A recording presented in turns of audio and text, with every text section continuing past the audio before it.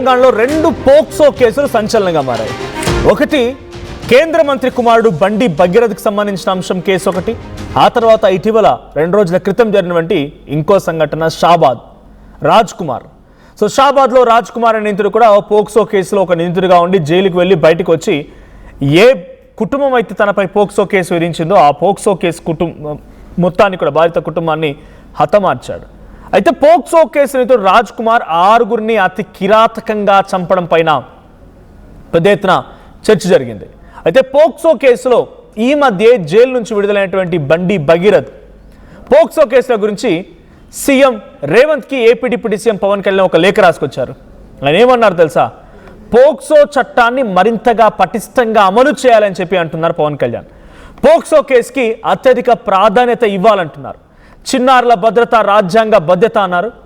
ఇక ఆర్టికల్ 21, 39 ప్రకారంగా పిల్లల హక్కులు కాపాడాలని ఆ లెటర్లో రాసుకొచ్చారు. పోక్సో కేసులో ప్రాథమిక విచారణ లేకుండానే కేసు నమోదు చేయాలని, పోక్సో నిందితులని వెంటనే శిక్షించాలని రేవంత్కి పవన్ కళ్యాణ్ లేఖ రాయడం పొలిటికల్ సర్కిల్లో చర్చ జరుగుతోంది. అయితే షాబాద్ రాజ్ కుమార్ బయటికి వచ్చి రాగానే ఆయన ఆ బాధితురాల కుటుంబంలో మొత్తం కూడా తుడిచివేయడం, సుమారుగా 3గురిని హతమార్చడం, తన భార్య పిల్లల్ని కూడా హతమార్చడం, ఈ కేసు పెద్ద ఎత్తున చర్చ జరిగింది. ఇప్పుడు ఆ కేసుని చర్చ జరుగుతున్న సమయంలో పవన్ కళ్యాణ్ ఇటు తెలంగాణ ముఖ్యమంత్రి రేవంత్ రెడ్డికి ఒక లేఖ రాసుకొచ్చారు. ఏంటంటే పోక్సోని చాలా పటిష్టంగా అమలు చేయాలనే విషయాన్ని ఆయన ఒక లేఖ ద్వారా రాసుకొచ్చే ప్రయత్నం చేశారు. సో ఇప్పుడు పవన్ కళ్యాణ్ రాసుకొచ్చిన లేఖ చర్చ జరుగుతోంది. బికాజ్ ఇటీవల కాలంలోనే కేంద్ర మంత్రి కుమారుడు బండి భగీరథ్ కూడా పోక్సో కేసులో బెయిల్ ద్వారా విడుదలై బయటకు వచ్చారు. సో బెయిల్ ద్వారా విడుదలై బయటకు వచ్చిన వాళ్ళు షాబాద్ రాజ్ కుమార్ మాదిరిగా కొంత వాళ్ళు ప్రవర్తిస్తున్నారు. కాబట్టి వాళ్ళని శిక్షించాలి అని పవన్ కళ్యాణ్ రాసుకొచ్చినప్పుడు ఇటు బండి సంజయ్ కుమారుడు బండి భగీరథ్ విషయంలో కూడా ఇప్పుడు చర్చ జరుగుతోంది. ఇలా రాసుకురావడం కొంత చర్చకు దారితీస్తోంది. వెంటనే శిక్షలు అమలు చేయాలి, కఠినంగా శిక్షించాలి అని చెప్పి పవన్ కళ్యాణ్ రాసుకొచ్చిన దాంట్లో ఇప్పుడు కొంత హాట్ టాపిక్ అని చూడాలి. సో అంటే డైరెక్ట్గా ఇటు బండి భగీరథ్ ఉద్దేశించి రాయకపోయినా కూడా అందరినీ శిక్షించాలి అన్నప్పుడు మరి ఆయన పరిస్థితి ఏంటి అంటూ కూడా క్వశ్చన్ చేస్తున్నారు. ఒకసారి మీకు ఆ లేఖను కూడా చదివి వినిపించే ప్రయత్నం చేస్తాను. సో ఒక్కసారి పీసీఆర్ ఆ లేఖలో చాలా క్లియర్ గా hold on.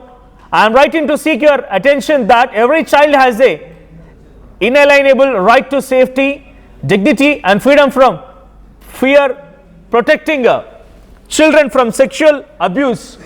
So sexual offences నుంచి ప్రతి ఒక్కరిని కాపాడాల్సిన బాధ్యత ఉంది అంటూ ఆయన దీంట్లో రాసుకొచ్చారు. ఇదొకటే కాదు, protecting children from sexual offences is a profound constitutional obligation. రాజ్యాంగ బాధ్యత అది. Article 21, 39 of E, 39 of F and India's commitments under the UN Convention on the Rights of the Child. The POCSO Act 2012 was enacted as a comprehensive framework. Honorable Supreme Court has directed that POCSO cases receive the highest priority. ఇది ఆయన రాసుకొచ్చినటువంటి మాట. So దీని ప్రకారం ఏముంది? So a matter of grave concern is emerging tendency of accused. So Pawan Kalyan రాసుకొచ్చిన లేఖను కూడా మనం చూస్తూ ఉన్నాం. దాంట్లో మీకు సెకండ్ పేజ్లో ఒకసారి మీరు గమనిస్తే దాని ప్రకారంగా enhance of investigative skills and capacity building, వీటిని మెరుగుపరచుకోండి. Strengthening collection and documentation and preservation of evidence. ఆ తర్వాత strict adherence to time bound procedures, rigorous measures to oppose bail and protect victims from intimidation. ఇక్కడ D, ఆ second పేజ్లో D point చూడండి. Rigorous measures to oppose bail నిరాకరించడం, వాటికి వ్యతిరేకంగా ప్రభుత్వం తరఫున పోరాడడం. And protect victims from intimidation. In every POCSO case, the investigation officer must submit a detailed bail report covering allegation gravity, child vulnerability, accused antecedents and a specific threats assessment. Bail must be strongly opposed. Bail రాకుండా చూడాలి. ఇది ప్రధానంగా కోరుతున్న మాట. తర్వాత ఇంకొకటి next page open చేయండి PCR. దాంట్లో ఈ పాయింట్ గమనించండి. Opening and maintenance of rowdy sheets for habitual threatening accused. వరుసగా ఇటువంటి ఘటనలకి బెదిరింపులకు పాల్పడే వాళ్ళకి రౌడీ షీట్లు కూడా వేయాలనేది ఆయన చెప్తున్న మాట. సో దీనికి సంబంధించి డిస్కషన్స్ జరుగుతున్నాయి. మా ఏపీ ఇన్పుట్ కృష్ణమోహన్ సిద్ధంగా ఉన్నారు. కృష్ణమోహన్, సో ఈ మధ్య కాలంలో షాబాద్ రాజ్ కుమార్ సంఘటన దేశవ్యాప్తంగా తెలుగు ప్రజలందరికీ ఇక్కడ ఉన్నా కూడా అంటే ఇర్రెస్పెక్టివ్ ఆఫ్ లాంగ్వేజ్ కొంత చర్చ జరిగింది. ఆయన బెయిల్ పోక్సో కేసులో నిందితుడిగా ఉండడం, జైలుకి వెళ్ళడం, బెయిల్ మీద బయటికి రావడం, వచ్చి రాగానే బాధిత కుటుంబాన్ని హతమార్చడం. ఆ జరుగుతున్న చర్చలపైన రకరకాలుగా ఒపీనియన్స్ వస్తూ ఉన్నాయి. ఇప్పుడు పవన్ కళ్యాణ్ ఒక లేఖ రాసుకొచ్చారు.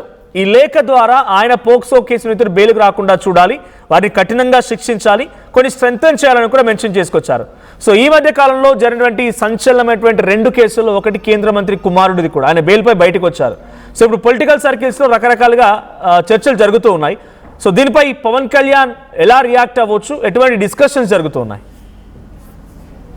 పవన్ కళ్యాణ్ చాలా కీలకమైన లేఖ అయితే రాసిన పరిస్థితి 2 రాష్ట్రాలకి రాశాడు. ఆయన తెలంగాణకే కాదు, ఆంధ్రప్రదేశ్ లో కూడా బీజేపీకి, బీఎస్పీ వీళ్ళందరికీ లేఖ రాస్తేనే, అలాగే తెలంగాణలో ముఖ్యమంత్రి రేవంత్ రెడ్డి కూడా లేఖ రాసిన పరిస్థితి. అంటే క్లియర్ గా ఆయన మాట్లాడుతున్న ఇష్యూ ఏంటంటే, ఒకటి పోక్సో కేసు. పోక్సో కేసు దీంట్లో ప్రధానంగా మన ఆంధ్రప్రదేశ్ కు సంబంధించిన విషయంలో 2 కేసులు, చిన్న చిన్న కేసులు ఉన్నా, కానీ తెలంగాణకు సంబంధించిన భగీరథ్ కేసు కావచ్చు, లేకపోతే షాబాద్ రాజ్ కుమార్ కేసు కావచ్చు. రాజ్ కుమార్ కేసు సంచలనంగా మారిన పరిస్థితులు. అయితే ఎప్పటికైతే ఈ కేసులు పెరుగుతున్నాయో లేదు, 2 తెలుగు రాష్ట్రాల్లో సంబంధించి ఈ వ్యవహారాలు పెరుగుతున్న నేపథ్యంలో ఈ మధ్యనే బండిరెడ్డి కూడా బెయిల్ వచ్చింది. తర్వాత రాజ్ కుమార్ బయటకు వచ్చిన తర్వాత ఏం చేసాడో మనకు తెలుసు. తర్వాత అతను సూసైడ్ చేసి ఆరుగురిని చంపడం కాకుండా తను చనిపోవడం కూడా జరిగింది. సో అయితే ఈ సంఘటనల మీదనే ఆయన బాంబే నుంచి నేరుగా హైదరాబాద్ రాగానే 15వ తారీఖున ఆయన ఒక లేఖ రాశాడు. ఈ లేఖలో చాలా క్లియర్ గా రాస్తుంది ఏంటంటే, పోక్సో చట్టం మీద కొంత సీరియస్ యాక్షన్ తీసుకోవాలి, తర్వాత పటిష్టంగా ఉండాలి. కేసు ప్రాధాన్యత బేసిక్ గా ఆయన 2-3 పాయింట్లు దానికి చెప్తుంది ఏంటంటే, ఆలస్యం అవుతుంది కేసులకు సంబంధించిన వ్యవహారంలో, విచారణ కావచ్చు, లేకపోతే దానికి సంబంధించిన కేసుల వ్యవహారంలో కొంత ఆలస్యంగా జరగడం వల్ల జరగాల్సిన పరిణామాలు జరిగిపోతున్నాయి అనేది ఆయన చెప్తున్న పరిస్థితి. చిన్నారుల భద్రత, మీరు ఆర్టికల్ 2139 ఈ 2 ఆర్టికల్ ని మనం చూసుకోవాల్సిన పరిస్థితి అయితే ఉందో, అది ఖచ్చితంగా పిల్లల హక్కులను కాపాడాలి. చిన్నారుల భద్రత, రాజ్యాంగ భద్రత అనేది ఆయన మాట్లాడుతున్నారు. రెండవది, పోస్కోలో ఏదైతే ఒక కేసు వచ్చిందో ప్రాథమిక విచారణ లేకుండానే ముందు కేసు కట్టి నిందితుడిని అదుపులో తీసుకునే ప్రయత్నం అయితే చేయాలి, వెంటనే వాళ్ళకి శిక్ష పడేటట్టుగా చేయాల్సిన పరిస్థితి. అయితే ఇప్పుడు సమస్య ఏంటంటే, పవన్ కళ్యాణ్ ఒకవేళ డిప్యూటీ సీఎం గా ఆంధ్రప్రదేశ్ బీజేపీకో లేకపోతే ఆంధ్రప్రదేశ్ హోంశాఖతో లేఖ రాయడంలో తప్పలేదు. అయితే ఆయన నేరుగా ఉన్న మంత్రికి కాకుండా నేరుగా బీజేపీకో వీళ్ళకి లేఖ రాయడం ఒక ఇష్యూ. అంటే హోమ్ మినిస్టర్ శాఖలో తను చాలా కాలంగా ఇంట్రెస్ట్ చూపిస్తున్న పరిస్థితి చూసాం.